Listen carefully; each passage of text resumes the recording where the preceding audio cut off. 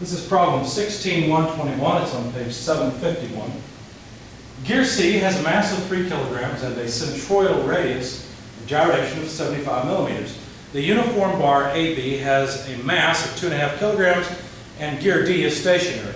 If the system is released from rest in the position shown, determine A, the angular acceleration of gear C, and B, the acceleration of point B. Let me sketch the system so you can see what's going on.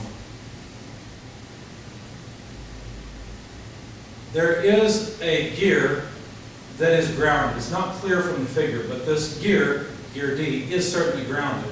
And then there is a bar or a rod pinned to the center of gear D and also to the center of another gear C. Now, gear D and C are in mesh with each other. This is point A and this is point B.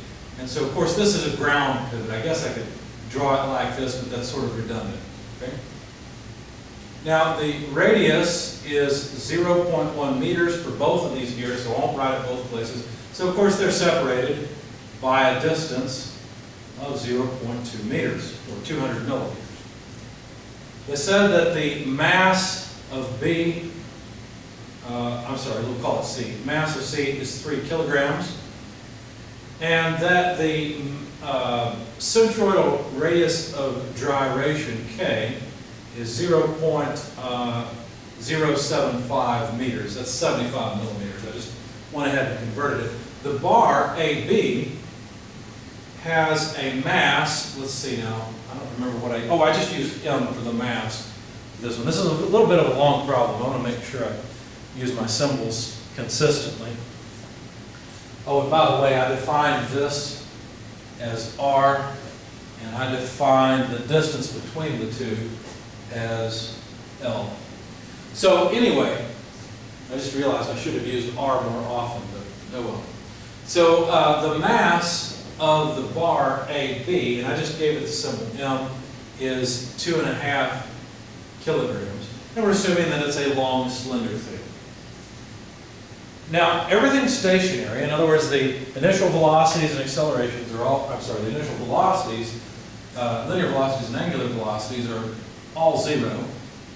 But the thing is released from rest. So since B has mass, it's going to start to fall, right?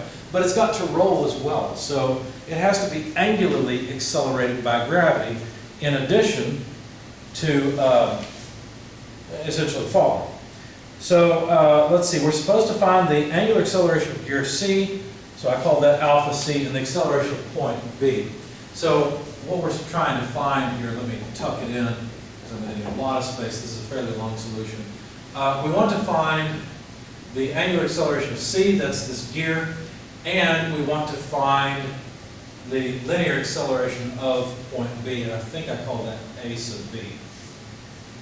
All right, so to solve this problem, pardon me, to solve this problem, we need free body diagrams so we can write equations. In fact, I'm going to need so much board space. Let me put the free body diagrams over here along with the kinetic diagram. So we'll start off with just a free body diagram of the arm. I guess I could have drawn it the same way I did in the, here we go, and the gear. So I'm considering these two together, right, as one body. Well, there is a force of D onto C, right? There's a force from gear D onto gear C. That's what makes gear C start to rotate. It's meshing with gear D. And of course, it must act upward. I know that from intuition, so I just drew it. You could draw it down in the other direction. As long as you're consistent, it wouldn't make any difference. There must be reactions also, a Y and a X at A. And then there must be weight, and I give AB the symbol W to match the M with no subscripts to indicate the weight of AB. And then the weight of gear C also. But those are all of the forces that act on that assembly. Now this has to be equal to the kinetic diagram. So I'll draw the same thing again, basically. It needs to be a little shorter. Yeah, I guess that's good enough. And so at the center of the beam, or the rod, we can write mass of the rod, 2.5 kilograms, times the acceleration of that point in the y direction. So I just used a y. You know, I should probably change colors because this will be difficult to see if I don't. I'm going to change to red and draw the dynamic forces just so that you can see them. So M, A, Y, and then also M, A, X. Okay, that's that dynamic acceleration or dynamic force, I'm sorry, of the rod. Now, of course, also the rod can angularly accelerate, so I'm just going to write I alpha, where alpha is the angular acceleration of the rod itself. Now, the wheel also, the gear, also accelerates linearly and angularly. And so, at its center of gravity, I will write also, let's see, let me pull these out a little bit so I've got some space. There will be MC, acceleration, let's see, I used in the y direction of C, and mass of C, acceleration in the x direction of C. Of course, it can also angularly accelerate, so let me write I alpha C. But I got to be careful here because these are two different I's. This is the moment of inertia of the wheel, this is the moment of inertia of the rod, so let me put a subscript C on that I as well. Right? Now, I haven't written sum of forces and sum of moments equations yet, but I'll do that in a moment. When I do, I'll find that I don't have enough equations to solve the problem. The reason is because there must be some relationship between all of these accelerations. In other words, the mechanism is constrained to move together, so there must be some way of writing the various accelerations in terms of one another. Let's see if we can do it. Let's think about what's going on from a kinematics standpoint. I'm going to erase this diagram. Let me draw it to begin. So let me draw point A, and of course this is gear D, so it's fixed. And let me just draw gear C and consider its motion. If I were to draw a vector or a line on gear C and then watch gear C rotate, well, let's see, this point's in contact. When gear C has moved down here and is in contact at this point, well, I'd have to go around 90 degrees on the gear. That's the point that would be in contact, right? So if I draw gear C in this position, well, let's see, my arrow is here, so that point will have moved around essentially over here. So my arrow would point that way, and this point is what would be in contact. That makes sense because there's a 90-degree angle, or you say the distance between these 2 points is the same as that distance. So it makes sense that it rolls around, and that vector now is pointed 180 degrees opposite of what it was before. Well, if I continue this analysis and I think, okay, well, let's think of another point here, and let's let it continue to roll around. So this is just opposite of this one across the diameter. Well, now the gear is going to be here. Let's see, this point is this point, and the arrow has to point away. So the arrow is pointing this way. Look at what happened. Look at what's happened. There has been a complete rotation of gear C, right? Gear C has rotated 360 degrees. It hasn't made it all the way around yet, and so what that means is that rod AB, if I were to draw rod AB in a different color so we can see it, let's put it in blue, hopefully that'll show up. Rod AB has only rotated, I guess I should have made that one dotted,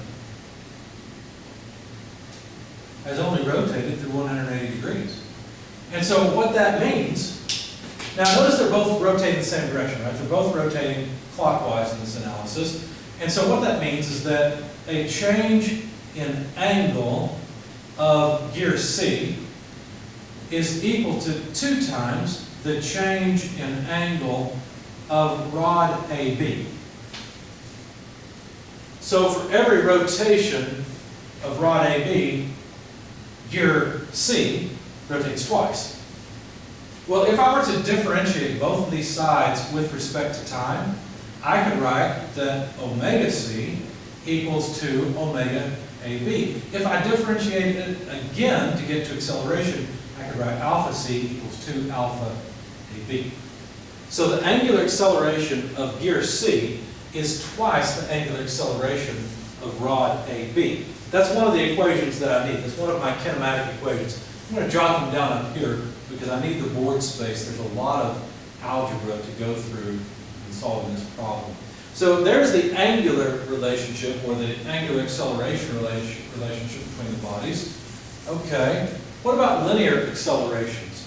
What about the linear acceleration of this point? Because after all, look, I've got a kinetic force, or a dynamic force. I've got an AY. The acceleration of this point in the middle of the rod is related to the angular acceleration of the rod, because the rod's pinned right here at A. So couldn't I write that the acceleration in the y direction of the center of mass of the rod equals the length, which is just L over 2. I guess I didn't end up using R at all. I'm going to stick with L over 2 rather than R, because that's what I've got in my equation. Multiplied by alpha. Okay? This is just a tangential acceleration, so it's just a length times the angular acceleration. We can write something similar for the acceleration of point C in the y direction. Well, let's see. That's just out at a length L, right? So isn't that just L alpha? Again, just a tangential acceleration. So let's jot these down. The acceleration in the y direction equals L over 2 alpha, and the acceleration of point y in the center, or in the y direction at the center of gear C equals L alpha. So those are all of the kinematic equations that I need. I'm not really interested in the acceleration in the x direction. You'll see why in a moment, so I didn't bother with any kinematics there. All right. Well, we've got our kinematics done. Now let's go and try to sum forces, sum moments, see what we can come up with. Let's start off by summing moments on this assembly that we've got here. Now, probably the most reasonable point is to choose A, because at least that way I get rid of two of the forces. So let's sum moments about A. Those are two unknown forces. So I'm going to choose A, counterclockwise is positive. And what would I have? Well, let's see. W causes a negative moment in magnitude negative W L over 2. WC causes a negative moment in magnitude minus weight of C L. And FDC causes a positive moment in magnitude FD over C L over 2. So that's the sum of all the moments of these forces that act about A. On the right-hand side of the equation, I could write equals. Now this is going to be a little bit long, so I think I can fit it though.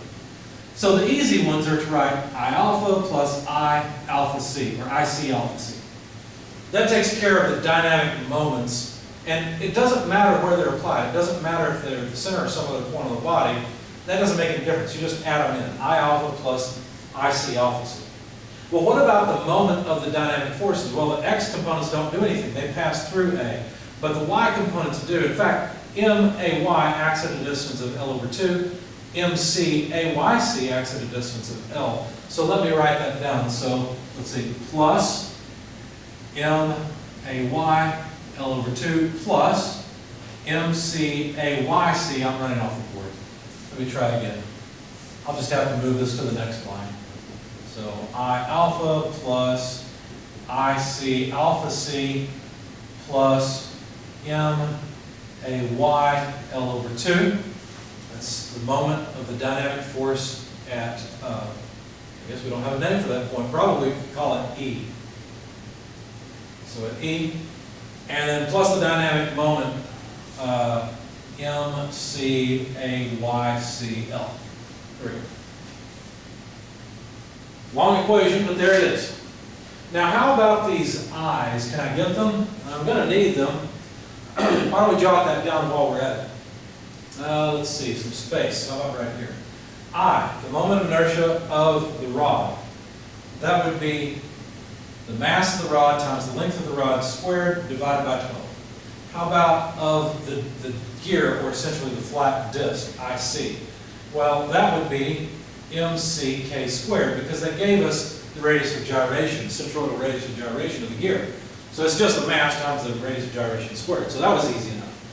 So we can make some substitutions here. In fact, I would become ML squared by 12, and then alpha comes from the equation, plus IC, which is the mass of gear C, K squared, multiplied by alpha C, plus, let's see, AY, but I want to get rid of AY in favor of alpha. So AY is alpha, or L over 2 alpha. So that's MAY and then this other L over 2 comes from right here, okay? So that came from there, and this whole piece here came from AY. Continuing, we have MC, and I don't want AYC, since I've got L alpha, I will use that. And then this L comes down. Notice what's happened here. I've got an L squared, an MCL squared, and I've got let me get rid of this, you see how that works.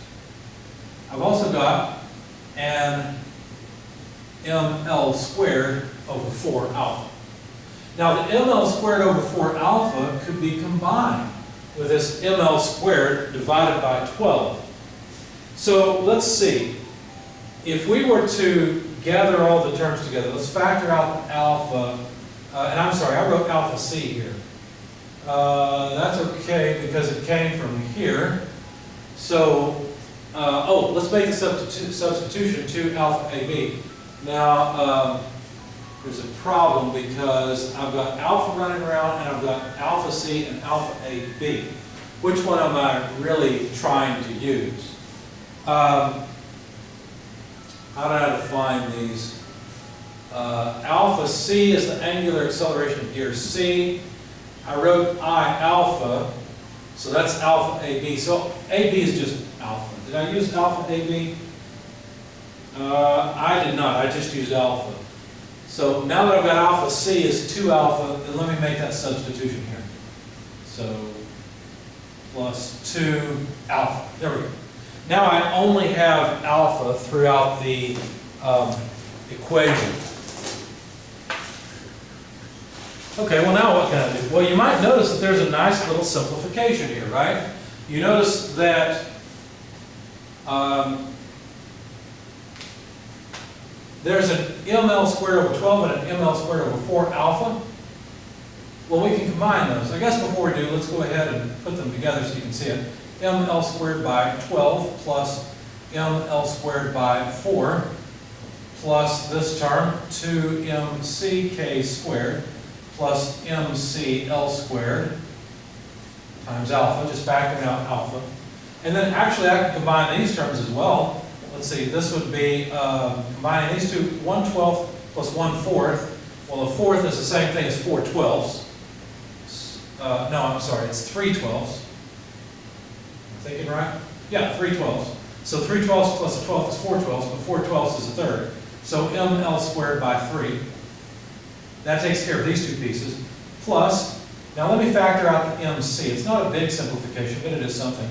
2K squared plus L squared. Okay? So now we've just got alpha on the right-hand side. Notice alpha is an unknown. We don't know the angular acceleration. Now if you look at this, we're getting closer to having only knowns. We know, let's see, ML squared 3, MC, KL. We know all of this, we just don't know alpha. On the left-hand side of the equation, which we've almost forgotten, we know the weight, or at least we know the mass when we get the weight. Same thing there. The only unknown is FD with respect to C. And at this point, you might say, well, maybe I could sum forces in the y direction. Well, if you sum forces in the y direction, you introduce a new variable, AY. So adding a sum of forces in the y direction doesn't solve the problem. It just introduces a new unknown. Yes, we get a new equation, but we also get a new unknown. That doesn't help. If you think about it, hopefully at this point your intuition might say, you know what, I bet I'm going to have to break these up and draw some other free body diagrams. As a matter of fact, that's the case. Let me draw the free body diagram of the rod itself, and let's just put the forces on it that we've already defined. AY and AX, the weight W, and let me include some new forces, whatever forces would act between the gear and the rod. I'm going to draw them this way, you'll see why in just a moment. I'm going to draw that one down and this one to the left. So BX to the left, BY downward. And there's our free body diagram that equals the kinetic diagram, which would be just an I alpha M A Y and M A in the X direction. Okay? So there's our free body diagram and our kinetic diagram. We also could draw a free body diagram of the gear itself. So I guess I wish I'd saved a little bit of space. Let me try. Weight, I'm going to put I alpha up here. Okay? So if I draw a free body diagram of the gear, what forces would it have? Well, it'd have weight, WC, and By acts down here, so it must act up, equal and opposite forces, right? Bx acts to the left, so it must act to the right on the gear. And, oh, by the way, there's this FD on C. Okay? Now, the kinetic diagram for the wheel would be pretty simple. It's just, I guess I'm going to make it a little smaller than that, so I've got enough space. It's just MC, A, XC, MC, A, YC, I, C, alpha C. Notice that all I've really done is broken up my free body diagrams into two parts, or the assembly free body diagram into two parts. And the only thing that I've added are Bx and By. Okay, doesn't seem like we gained much, but what about this? What if we sum forces in the y direction on the rod? Is that what I want? Let me think. No, let me sum forces in the y direction on the wheel, on the gear. That way I can get FD with respect to C in the equation. So let's see, in the y direction, which is positive, we've got FD with respect to C, plus we've got By, unfortunately a new unknown, no Bx minus WC. Okay, so there's the sum of forces. It has to equal this. Well, what is that on the right-hand side? Well, summing forces on the right-hand side, we just have MC, A, YC. Well, I've got FD with respect to C here, but I've introduced a new moment, By, or sorry, not a new moment, a new force, By. So what can I do? How about if I sum moments about point A on the rod? If I do that, then I'll have an expression for By that'll be easy to compute. So let's sum moments about point A. Understand we're not doing it on the assembly now, we're doing it on this rod. AY and AX have no moment arm, neither does BX. And so all we end up with is, let's see, W acting down at L over 2, so negative W L over 2. There's the moment of the weight of the rod, plus By times L. So we're acting, oh, no, it's acting down, isn't it? So minus By times L. That's what I get for not going off of my nose. What is that equal to? Well, let's see, I alpha. Well, let's not forget, there's a dynamic moment as well from MAY. I actually forgot this and messed up my solution at the beginning. I spent probably 2 or 3 hours going back to find this. Anyway, L over 2 MAY, MAY times L over 2 is another dynamic moment that I have to include. Now look at what I've got here. AY can be written in terms of L over 2 alpha. Let me make that substitution. As a matter of fact, let me go ahead and solve for what I want to do. I came up with a pretty good solution strategy when I did this before. I solved this one for By, so let's do that. So By equals, let's see, take it to the other side. So this is a negative term that remains, L over 2. This term would move to the other side, become a negative, I alpha. This term would move to the other side, become a negative, M AY, L over 2, and then divide through by the multiplier L. And there we go. Now L will cancel nicely here. So we just get W over 2. It won't cancel in I, but it will cancel in this term. Okay? So we've got W over, negative W over 2 minus I alpha over L minus M AY over 2. But I don't like that AY. I would rather have L over 2 alpha. So let's get rid of that and write L over 2 alpha. And so this becomes a 4 in the denominator, and it's just ML alpha. That's the magnitude of By.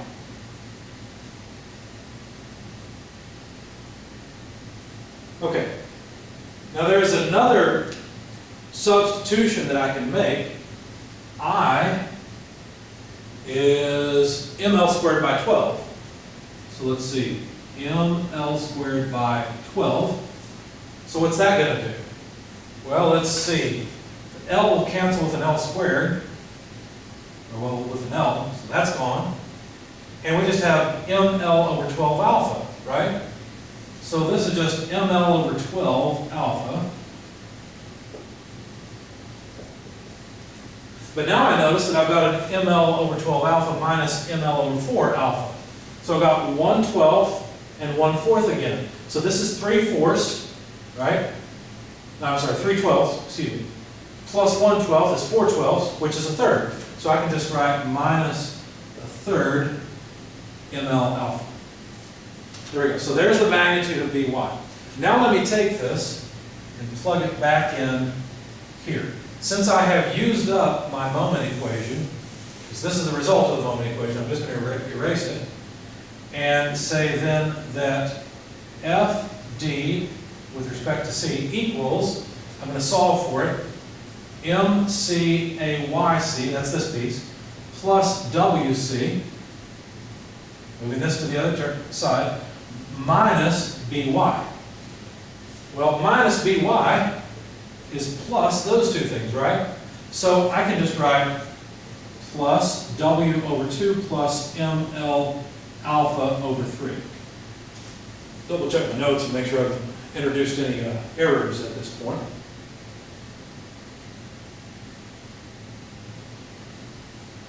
Now let's see, WC, W over 2, MC, yeah, okay. Now AYC, I don't like that either, right? Now I've used this up, I've plugged it in, so let's get rid of it. My whole purpose was just to get rid of BY. As a matter of fact, I'm moving on with this equation, so let's just get rid of that. I don't like AYC. I would rather have AYC, I'd rather have L alpha. Okay. So what do we have? Well, let's see. Let me just substitute this and have a whiteboard. L alpha. So I've got an MC L alpha and an ML alpha over 3, and a WC and a W over 2. Let's see. Yeah, that makes sense. So I could combine these two terms and write that FD with respect to C equals WC plus W over 2. Let's take care of those two terms first. Plus the quantity of MCL, that's this piece, I'm going to put the alpha outside, plus ML by 3 alpha. That takes care of all that term too. So now I have an expression of F for FD with respect to C, and notice it has no unknowns in it, except for alpha, which I'm already accepting as an unknown. So now I know something I can plug in there. As a matter of fact, I had worked down to here for the right-hand side. Let me erase all of the intermediate steps, since I'm running out of whiteboard space. There we go. And let me continue with the left-hand side of the equation. All right, so we'd have minus WL over 2. Let's see, minus WL over 2 minus WCL plus FD over C. Well, that is going to be this, right? That would be WC plus W over 2 plus the quantity of MCL plus ML by 3. Okay? And this has to be multiplied by alpha, and all of that is FDC. Okay? And then I've got an L over 2 at the end that comes from here. All right, well, you might notice we've got some simplifications. Here's a WC L over 2. Here's a minus, here's a minus WCL. Well, this is a minus 1 plus a half, which is a minus half. I tell you what, let's do it this way. Let's take this term first. We've got minus WL over 2. Here we've got WL over 4. So let's see. Minus a half plus a quarter is a minus quarter. So minus WL over 4. That takes care of this term and that term. Now let's consider the WC. Well, this was a minus 1. This was a plus half. So that leaves me with a minus half WCL. That takes care of this term and this term. All right? Now, let's see, we've got an L over 2 here and an L here. So why don't we say plus, let's see, make sure I do all this the way I want. Yeah, this is right. Okay. So L over 2, well, that's going to be MC, L times L is L squared, divided by 2. That takes care of that term. Plus, we'll have ML over 3, well, it's the ML squared, over 3